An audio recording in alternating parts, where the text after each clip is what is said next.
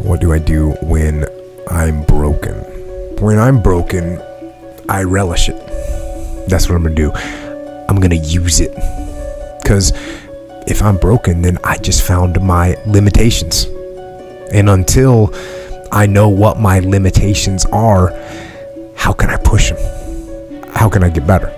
But once I see it, once I feel it, once I see where I was broken, then I can attack that weakness.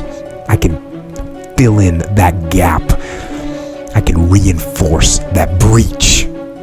If you break, it means it's time to fortify your will to make it stronger.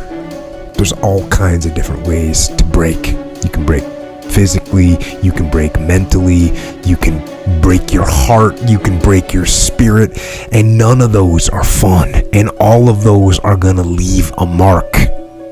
But the mark that they leave can be the mark of victory or it can be the mark of defeat. Because every time you break, and in every way that you break, while it's a chance, it's definitely a chance for you to give up and for you to just to fall apart. But there's also opportunity. There's opportunity to get stronger and get smarter and get faster and get tougher and get more stable and get more resilient and get better. When you break, you have the opportunity to show the world, the whole world, what you are really made of. So if you break, the fight isn't over. In fact, if you break, the fight is just beginning. And as you crawl up and out of that dismal and wretched place,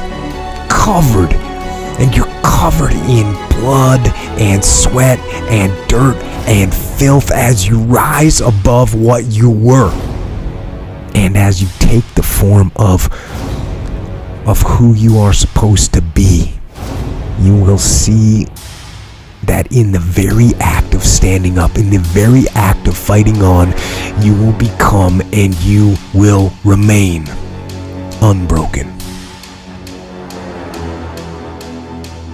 I'm not saying to put yourself down. I'm saying listen to the truth. And the truth isn't in the 20%. The truth is in this other part of your brain saying, look, man, you're wasting a bunch of percentage here. We have 80 more percent that we're not tapping into, because in this other 80% is suffering, pain, failure, self-doubt, darkness, and then a whole bunch of light. But to get to this light, you gotta go through all of this shit. So a lot of us know that. I can get over here, but over here, man, this is much better, because I gotta go through this journey that is not fun. This from 20 to 100%, this shit in between is not fun. So we decide to live over here. So everybody goes, how do you do that? You know exactly how to do that. You know exactly, it's not a magic trick. There's nothing I talk about in that book that's a magic trick. It's all back down to a very primitive mindset of we just have to do. It's like breathing. Breathing becomes normal. Like we don't even know that we're doing it. That's how you have to live your life. When that alarm clock goes off at 4 or 5 in the morning, your mind says no. You just say, this is what we do. It's what we do now.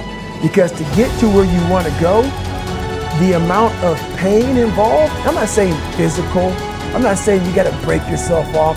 The amount of mental pain of how many times you're going to have to do something that you don't want to do to get to where you want to go is going to be, there's going to be more times you do something that you don't want to do than you are going to want to do. And that's your new norm. So then it's like breathing. And then once you do this over and over and over again, it becomes like breathing. I don't want to live this lifestyle, but to get to the other side of this, I have to. So if you really want it, you realize what trying is and what trying is not.